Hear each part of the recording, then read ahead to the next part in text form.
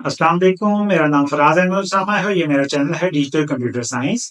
Class 9 का chapter 5 computer networks, इसका third lecture आज हम कवर करने जा रहे हैं। इसके अंदर हम टाइप्स ऑफ नेटवर्क को कवर करेंगे। तो आइए चलते हैं कंप्यूटर स्क्रीन पे और इसकी तफसील देखते हैं। Chapter 5 computer networks, lecture 3 types of networks. इस लेक्चर में हम नेटवर्क्स की टाइप्स को कवर करेंगे।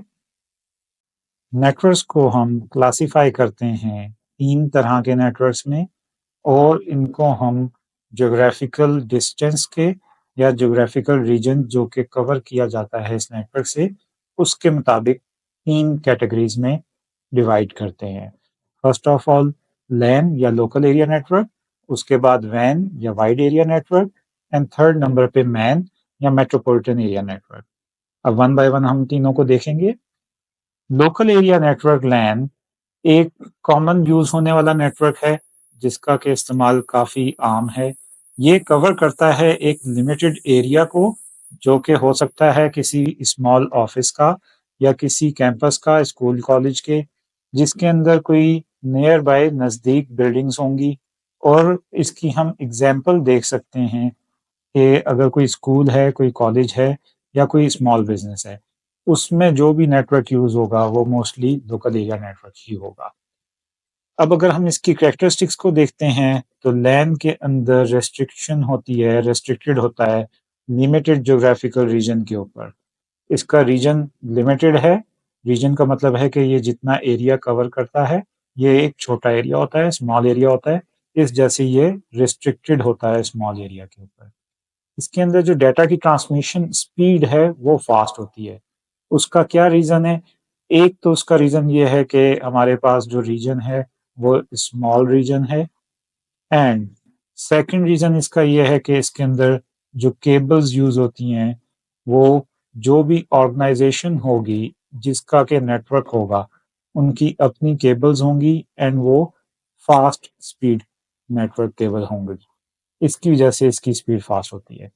अब अगर हम देखते हैं डाटा कम्युनिकेशन की प्रॉब्लम्स को तो वो रेयरली अकर करती हैं फॉर द रीज़न कि अगर स्मॉल रीजन है तो उसमें प्रॉब्लम अकर नहीं करेगी या कम आएगी। इसके साथ ही हम यहाँ पे एक और पॉइंट देख लेते हैं कि इसके अंदर डिवाइसेस कौन सी यूज़ होंगी। हम इसके अंदर यूज़ कर सकते हैं हब को या हम इसके अंदर यूज़ कर सकते हैं स्विच को। तो ये दो कॉमन डिवाइसेस हैं, इसमें से भी अब हब कम यूज़ होता है और स्विच की डिवाइस ज़्यादा यूज़ होती है। अगर इसमें नेटवर्क को एक्सपेंड भी करना हो तो मल्टीपल स्विचेस को हम यूज़ कर सकते हैं। नेक्स्ट हम चेक करते हैं वाइड एरिया नेटवर्क को जो कि वैन की एब्रीवेशन के साथ हम यूज़ करते हैं। इसका जो स्पैन है वो लार्ज एरिया के ऊपर होता है और इसके अंदर कनेक्टिविटी हो सकती है बहुत सी डिफरेंट लोकेशंस की। ये पॉसिबल है कि एक ऑर्गेनाइजेशन का हो या मल्टीपल ऑर्गेनाइजेशन के लिए भी हम यूज़ कर सकते हैं।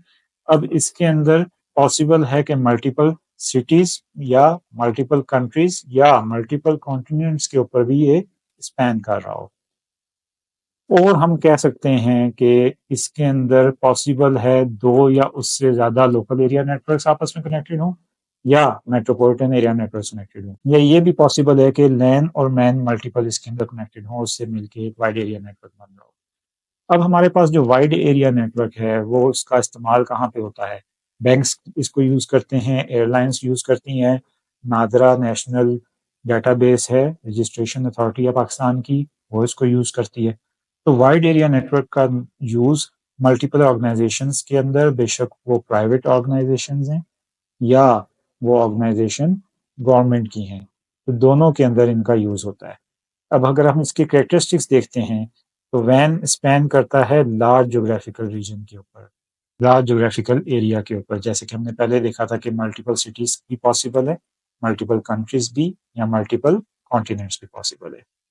और अगर हम देखते हैं डेटा ट्रांसमिशन की स्पीड तो वो स्लो होगी। इसको हम स्लो क्यों कहते हैं? क्योंकि हम इसको यहाँ पे रेफर कर रहे हैं लोकल एरिया नेटवर्क के साथ। तो अगर हम लैन से कंपेयर करेंगे तो लैन की स्पीड मोस्टली ज़्यादा होती है और वैन की स्पीड कम होती है या स्लो होती है। इसके साथ ही हम देखते हैं डेटा कम्युनिकेशन की प्रॉब्लम्स, तो वो इसमें ऑफन अकर कर सकती हैं, ज़्यादा हो सकती हैं, इस वजह से कि जितना बड़ा नेटवर्क होगा नेचुरली उसके बड़े होने की वजह से उसके अंदर प्रॉब्लम्स भी ज़्यादा आ सकती हैं। क्योंकि एक बड़ा नेटवर्क उसके अंदर डिवाइसेस भी ज़्यादा यूज़ होंगी। इसके साथ ही हम देख लेते हैं, हमने डिवाइसेस की बात की, तो इसके अंदर डिवाइसेस कौन सी यूज़ होंगी। इसमें हम यूज़ करते हैं राउटर्स को, इसके अंदर हम यूज़ करते हैं गेटवे को। ये दो डिवाइसेस ऐसी हैं जो कि वैन के लिए मस्ट हैं। अच्छा, पॉसिबल है कि इसके अंदर अगर मुख्तलिफ लोकल एरिया नेटवर्क हैं तो उसमें हब और स्विच भी यूज़ हो रहे हों, लेकिन वो किसके लिए मस्ट हैं? वो मस्ट हैं लैन के लिए। जबकि अगर हम स्पेसिफिकली वैन की बात करते हैं तो उसके लिए राउटर्स या गेटवे का होना मस्ट है। ऑल दो उसके अंदर अगर लैन होगा तो उसमें डेफिनेटली हब और स्विच भी यूज़ होगा। नेक्स्ट हम चेक कर लेते हैं मेट्रोपॉलिटन एरिया नेटवर्क, जो कि मैन से एब्रीवेट होता है। मैन लाई करता है लैन और वैन के दरमियान। अब इससे क्या मुराद है कि इसके लैन और वैन के दरमियान में लाई करता है, इसका मतलब है कि लैन छोटा नेटवर्क है, उससे बड़ा होगा मैन, और वैन बड़ा नेटवर्क है, उससे छोटा होगा मैन। अब इसका हम स्पैन देख लेते हैं। ये एक ऐसे लार्जर एरिया को कवर करेगा जो कि लैन से बड़ा होगा। इसका क्या मतलब हुआ कि लैन हमारे पास एक स्मॉलर रीजन को कवर करेगा, जबकि वैन हमारे पास ज्यादा बड़े रीजन को कवर करेगा और मैन उससे कम को कवर करेगा। अब अगर हम एग्जांपल देख लेते हैं मैन की, तो इसके अंदर केबल टीवी के नेटवर्क आ सकते हैं या इंटरनेट सर्विस प्रोवाइडर जिसको हम कहते हैं आईएसपी। तो आईएसपी के लिए भी ऐसे नेटवर्क बन सकते हैं जो कि मैन के नेटवर्क होंगे। और डिफरेंट जो केबल टीवी नेटवर्क हैं जो कि हम यूज करते हैं अपने सिटी के अंदर, उसके लिए भी मैन को बनाया जा सकता है। अब अगर हम कैरेक्टरिस्टिक देखते हैं मैन की, तो मैन कनेक्ट कर सकता है कंप्यूटर्स को with in several blocks of building.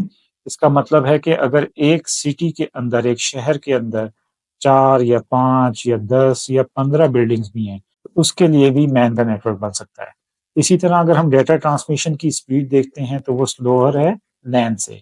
इसका मतलब हुआ कि अगर हम कंपेयर करते हैं तो लैन, इसकी स्पीड हमारे पास सबसे फास्टेस्ट आएगी। इसी तरह अगर हम कहते हैं हमारे पास मैन होगा तो ये हमारे पास स्लोअर होगा विद रिस्पेक्ट टू लैन। इसी तरह अगर हम बात करते हैं फाइनली वैन की, जो कि सबसे बड़ा नेटवर्क है, तो इसको हम कह सकते हैं कि ये हमारे पास स्लोएस्ट होगा।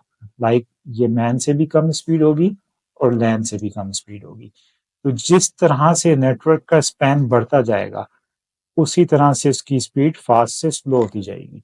ऑल्दो अगर अब हम देखते हैं तो पॉसिबल है कि हमारे पास मैन और वैन, दो ऐसे नेटवर्क जो कि निस्बतन बड़े नेटवर्क हैं, इन दोनों के अंदर हम केबल को जो यूज़ करते हैं, जनरली इसके अंदर कोएक्सियल केबल यूज़ हो रही होती है, लेकिन अब इससे ज़्यादा कॉमन है हमारे पास फाइबर ऑप्टिक की केबल। तो जो फाइबर ऑप्टिक केबल है उसकी स्पीड काफ़ी फास्ट है, वो स्लो नहीं है। इस वजह से अगर सर्विस प्रोवाइडर प्रोवाइड कर रहे हो फाइबर ऑप्टिक, तो उसके ऊपर एक फास्ट स्पीड भी आ सकती है।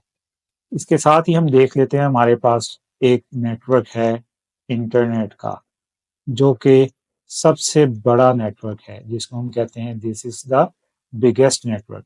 इसी तरह हम इसको कहते हैं ये एक नेटवर्क है ऑफ किसका? नेटवर्क्स का।